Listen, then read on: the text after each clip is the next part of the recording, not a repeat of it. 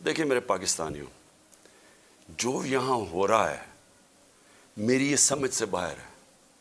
مجھے جو قتل کرنے کی یہ جو مجھے گولیاں لگیں، یہ اللہ کا کوئی خاص کوئی کرم تھا کہ اس نے مجھے بچا لیا، جو وزیر آباد میں میرے سے ہوا۔ 1.5 مہینہ پہلے میں لگا رہا کہ انہوں نے ایک دینی انتہا پسند کے نام پہ مجھے قتل کرنا ہے۔ میں کہتا رہا، میں نے 2 جلسوں میں بتایا، میں نے اپنے ساری میری ٹیم کو میں نے بتایا ہوا تھا کہ یہ ہونے والا ہے۔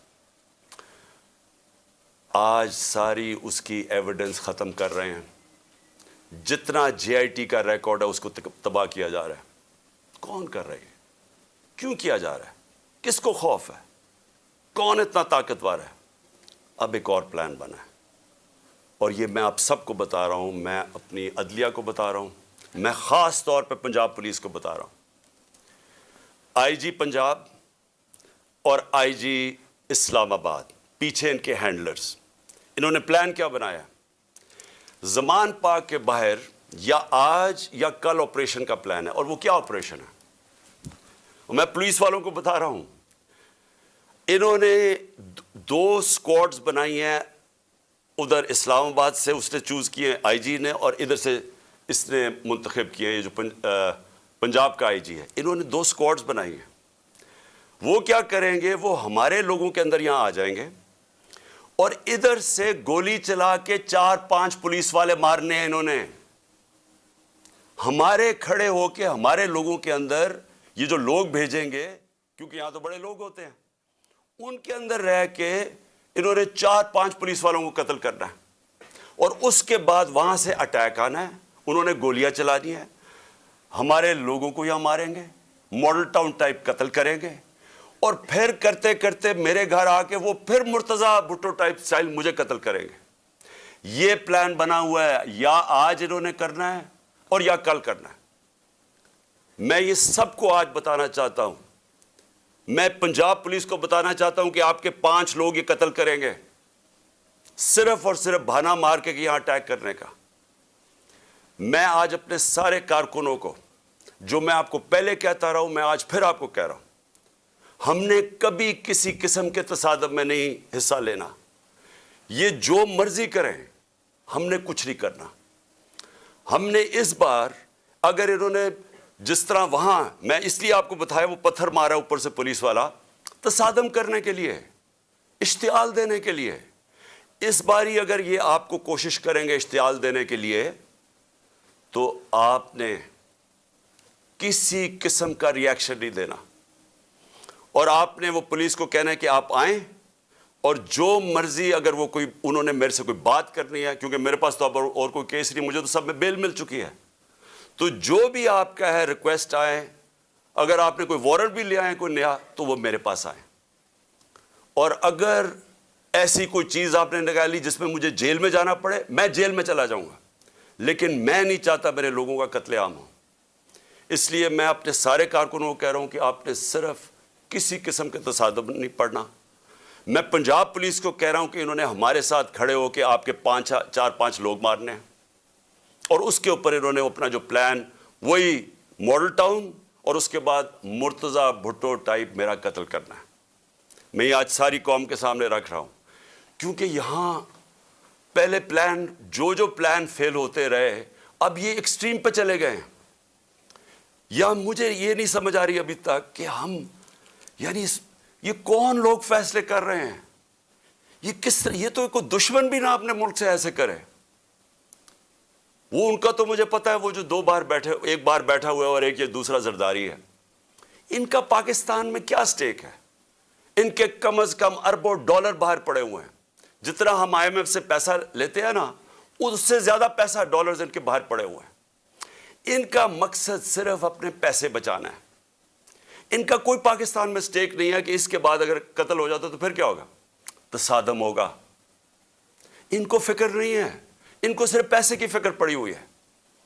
جو اسحاق ڈار نے سینٹ میں کہا کہ آئی ایم ایف اور اپنے میسائل اور نیوکلیر پروگرام کو اس نے جوڑ دیا، اور آئی ایم ایف نے بڑا سختی سے اس کی مذمت کی، اس کے پیچھے کیا ہے؟ مجھے کیا شک ہے، جن لوگوں کا پاکستان میں سٹیک نہیں، ان کو کیا فرق پڑے گا کہ پاکستان اپنی سیکیورٹی کے اوپر کمپرومائز کر دے, ہم سودا کر دیں اپنے نیوکلیئر پروگرام پہ؟ ان کو کیا فرق پڑتا ہے؟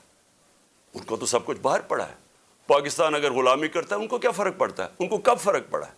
جن کا اسٹیک ہی پاکستان میں نہیں ہے ان کو کیا فرق پڑے گا کہ اگر اس کو قتل کر دے؟ وہ جو نواز شریف نے کہا جی ہاں ایک مہینہ شور میں چکا چپ ہو جائے گا.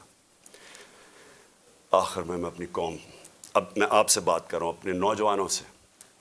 دیکھیں یہ بڑے آپ نے سمجھنی ہے ایک چیز کہ دیکھیں یہ ظلم جو ہمارے اوپر ہو رہا ہے, یہ جو مجھے کوشش کر رہی ہے مارنے کی, اس کا مقصد صرف ایک ہے کہ انسانوں کو جانوروں کی طرح رکھو, بھیڑ بکریوں کی طرح رکھو, خوف کی وجہ سے.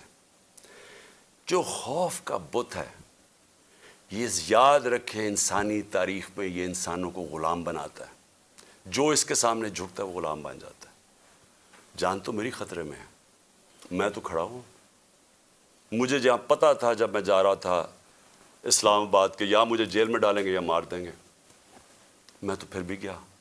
اللہ پہ یقین ہے مجھے, اگر اس کا فیصلہ ہے تو وہ تو اس نے ویسے ہی لے لینا ہے. لیکن آپ سب کو میں آج کہہ رہا ہوں, یہ جس طرح کے مجرم پیشہ لوگ اوپر بیٹھ گئے ہیں اور یہ جو ہمیں اپنی غلامی کروانا چاہتے ہیں, ساتھ ملے ہوئے ہینڈلرز, میری قوم ایک بات سن لینا کہ اگر اس طرح یہ ملک کے اوپر بیٹھے رہے آپ کا کوئی مستقبل نہیں ہے. 11 مہینے میں انہوں نے ہمارے ملک کو گھٹنوں پہ لے آئے ہیں. آج پاکستان کی کوئی دنیا میں عزت نہیں ہے. بیکاریوں کی کیا عزت ہوتی ہے؟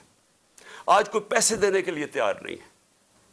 آج پہلی دفعہ پاکستان میں آٹے کے اوپر 3 لوگ اب تک مر چکے ہیں کیونکہ آٹا 3 گنا زیادہ مہنگا, جب ہم چھوڑ کے گئے تو اسے 3 گنا زیادہ مہنگا ہو گیا. انہوں نے تو اپنی چوریاں معاف کروا لی 1100 ارب روپے کی, قوم کا انہوں نے آج ادھر پہنچا دیا ہے. مجھے خوف آ رہا ہے کہ آگے کدھر جائیں گے, یہ مزید اور بگڑنے لگا ہے. میں آپ کو کہہ رہا ہوں مہنگائی ابھی اور آئے گی.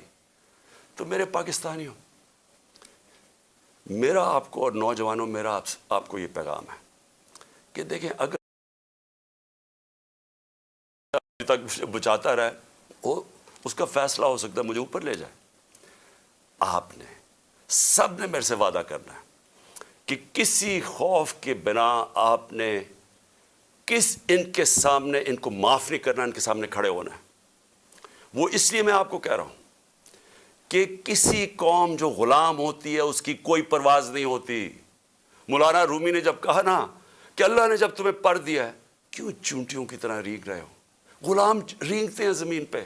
علامہ اقبال کی ساری شاعری غلام مسلمان جو ہندوستان میں تو ان کو جگانے کی شاعری تھی, کیونکہ وہ جگاتے رہ کے کہتے ہیں وہ شاہین بنو, زنجیریں توڑو, اوپر جاؤ.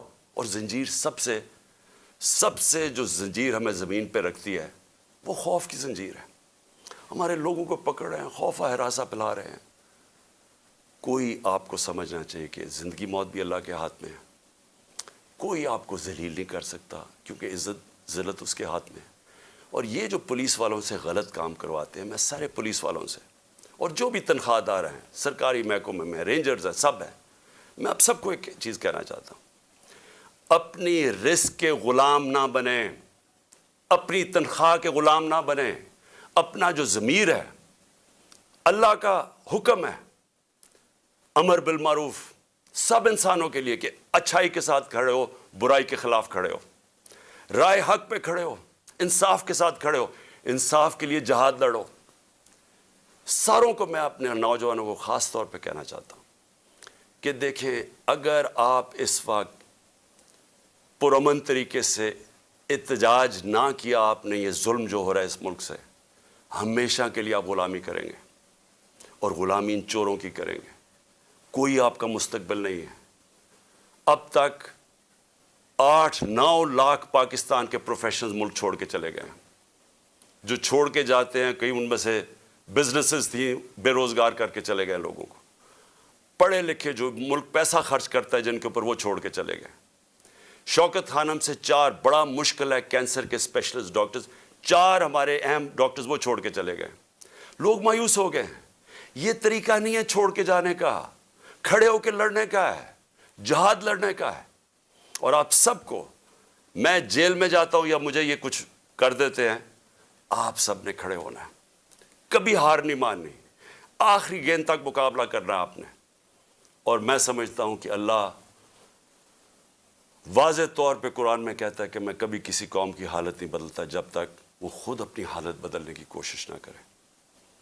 یہ جو پلان بنایا ہوا ہے آج کا, میں پھر سے بتا رہا ہوں ساری قوم کو کہ یہ کرنے جا رہے ہیں, لیکن مجھے جو افسوس ہے کہ دیکھیے ان کے ذہن, پنجاب پولیس کے لوگ مار دیں گے خود ہی.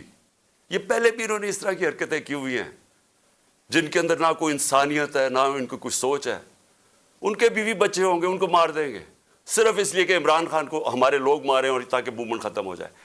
اس سے موومنٹ نہیں ختم ہونے لگی, یہ ایک آگ کی طرف جا رہا ہے. یہ وہ چاہے گا جو اس ملک کا دشمن ہے کہ ملک میں تباہی مچ جائے, سول وار ہو جائے, تباہی ہو جائے. یہ کس طرف جائے گا ملک؟ سارے پاکستانیوں کو میں بتانا چاہتا ہوں کہ یہ جو اوپر بیٹھ کے ملک کے فیصلے کر رہے ہیں, ان سے بڑے غدار کوئی نہیں ہے. کون آدمی اس طرح سوچ سکتا ہے کہ اپنے ملک میں صرف اپنی چوری بچانے کے لیے اور اپنی جائیدادیں اور جو چوری کا پیسہ باہر پڑا ہے وہ بچانے کے لیے اس ملک تباہی کی طرف جائے اور انتشار ہو؟ انشاءاللہ آپ سب سے ہفتے کی رات کو تراویح کے بعد مینار پاکستان میں ملاقات ہوگی, اور میں آپ کے سامنے اپنا پروگرام رکھوں گا. اللہ نے اگر زندگی دی, آپ کے سامنے پروگرام رکھوں گا کہ کیسے ہم نے اپنے ملک کو اس دلدل میں سے نکالنا ہے جن کو ایک سازش کے تحت چوروں کو لا کے آج پاکستان کو جدھر پھنسا دیا گیا. پاکستان زندہ باد. پاکستان تحریک انصاف